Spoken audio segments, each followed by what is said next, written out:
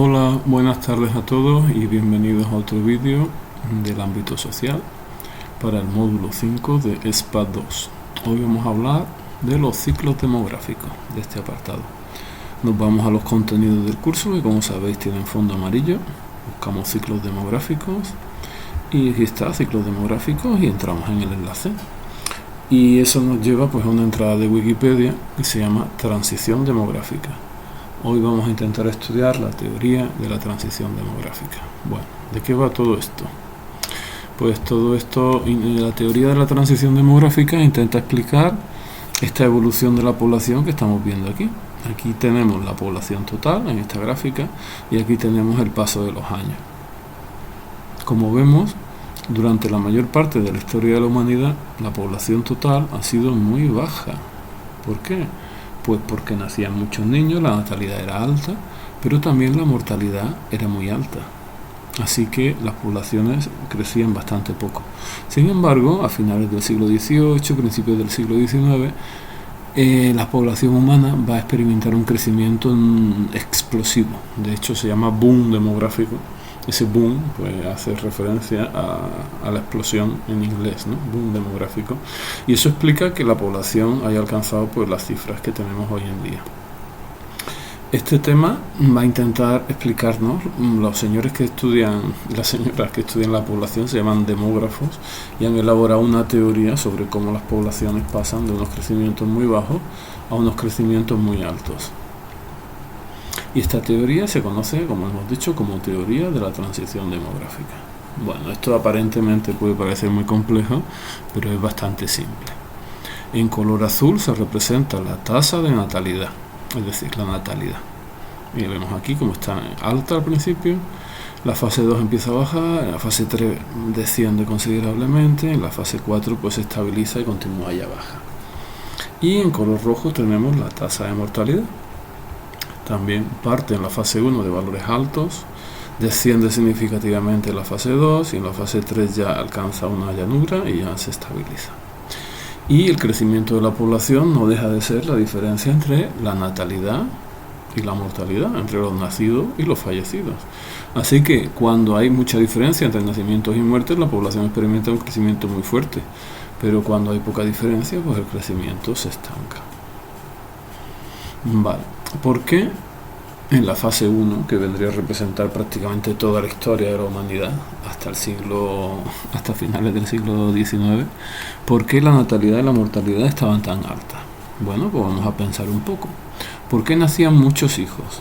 Bueno, primer motivo, hoy en día disponemos de numerosos métodos anticonceptivos, son relativamente baratos y de fácil acceso. Sin embargo, a lo largo de la gran parte de la historia de la humanidad, la mayoría de la población no tenía acceso a métodos anticonceptivos, así que pues las natalidades eran más altas.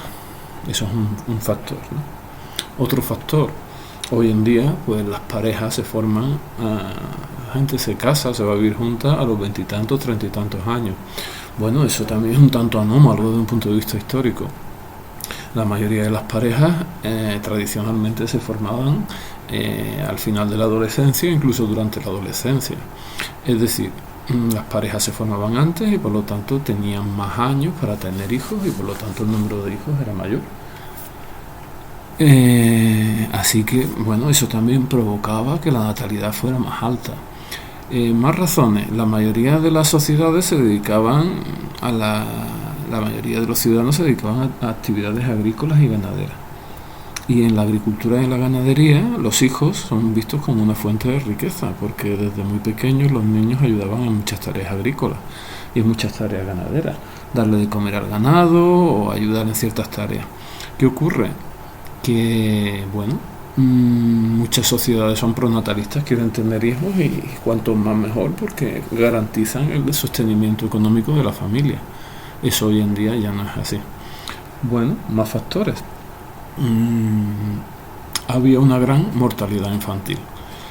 Las probabilidades de tener un solo hijo y de que éste muriera eran altas. Es decir, que las familias se arriesgaban a quedarse sin descendencia si tenían muy pocos hijos.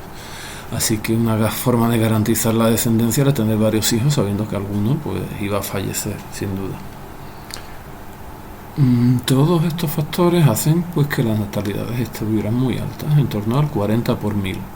¿Qué significa esto de 40 por mil? Bueno, es como por los porcentajes, pero fijaros que el símbolo es diferente. Un cerito, una barra inclinada y dos ceritos. Pues quiere decir que de cada 1000 personas tendrían 40 niños en un año. 40 por mil es una natalidad muy alta.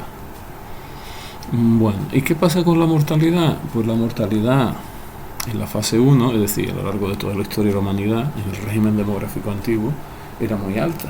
¿Por qué? Bueno, pues hemos dicho que eran sociedades fundamentalmente agrícolas y ganaderas.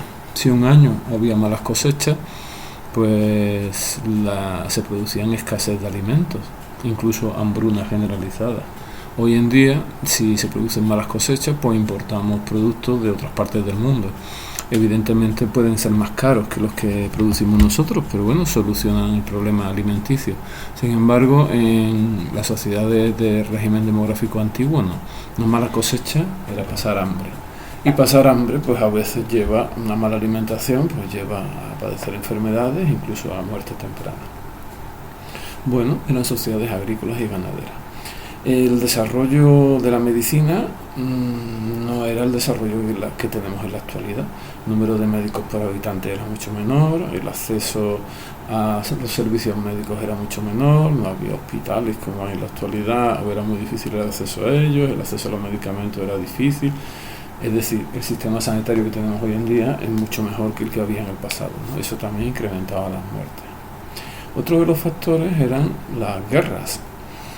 Cuando se producían guerras, pues muchas veces eso se traducía en que la población pasaba hambre o incluso una mortalidad catastrófica, ¿no?, debido a la guerra.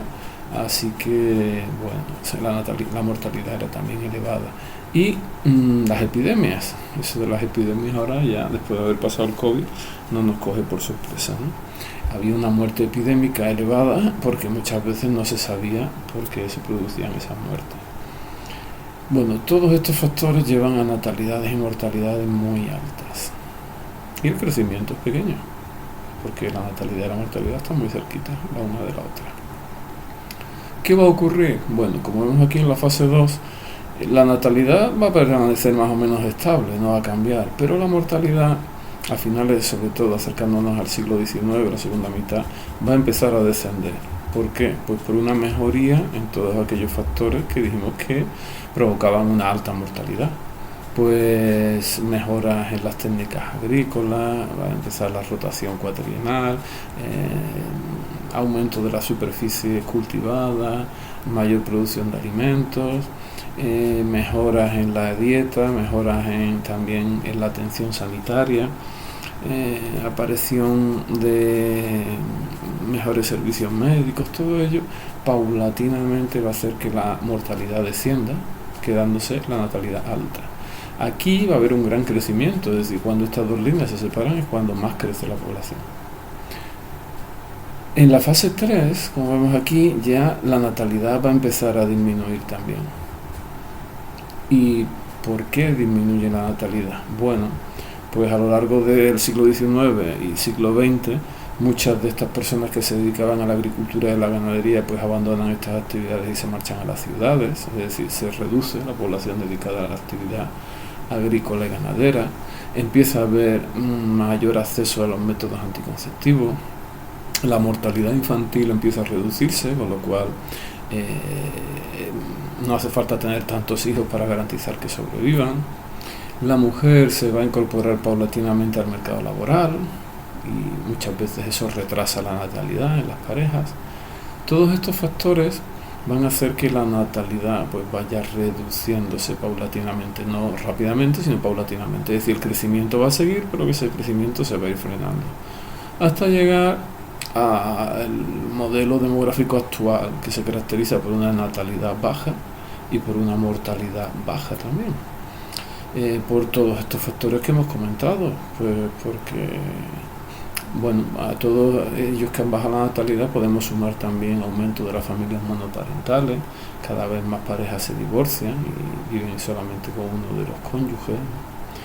esa incorporación de la mujer al mercado laboral ha reducido también la natalidad, el uso de métodos anticonceptivos, la pérdida de la influencia de la religión católica, porque la religión católica es muy pronatalista, quiere que se tengan muchos hijos, y en nuestra sociedad, aunque somos fundamentalmente católicos cuando se preguntan las encuestas del CIS, pero el catolicismo ha perdido influencia, ¿no?, en nuestros comportamientos. Bueno, pues básicamente la teoría de la transición demográfica es eso, es una teoría que muestra cómo se pasa de un régimen demográfico antiguo, basado en una natalidad alta y una mortalidad alta, a un régimen demográfico moderno, representado por la fase 5, con una natalidad baja y una mortalidad baja. Claro, esto en sí es una teoría. ¿Todos los países responden a esta teoría? Bueno, ha habido dudas e incluso ha habido críticas a la teoría de la transición demográfica, pensando que esto que pasaba en los países europeos, todos los países del mundo lo iban a vivir. Bueno, aún así no deja de ser un esquema que tiene validez. Fijaros, por ejemplo, cómo aplicando las tasas de natalidad y mortalidad de la teoría, vemos como hay países, especialmente africanos, Chad, República del Congo, Nigeria, Camerún, que estarían en la fase 2. Otros países estarían en la fase 3 de la transición demográfica, otros países estarían en la fase 4 y finalmente otros países estarían en la fase 5, es decir, la última fase, como Reino Unido, Japón, Portugal, los países más desarrollados, donde las natalidades y las mortalidades pues son muy bajas.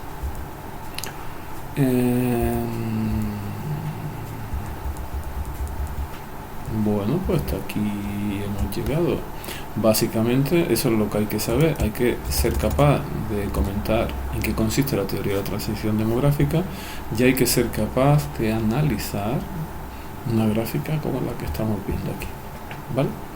Bueno, espero que el vídeo haya sido claro y sea útil. Un saludo.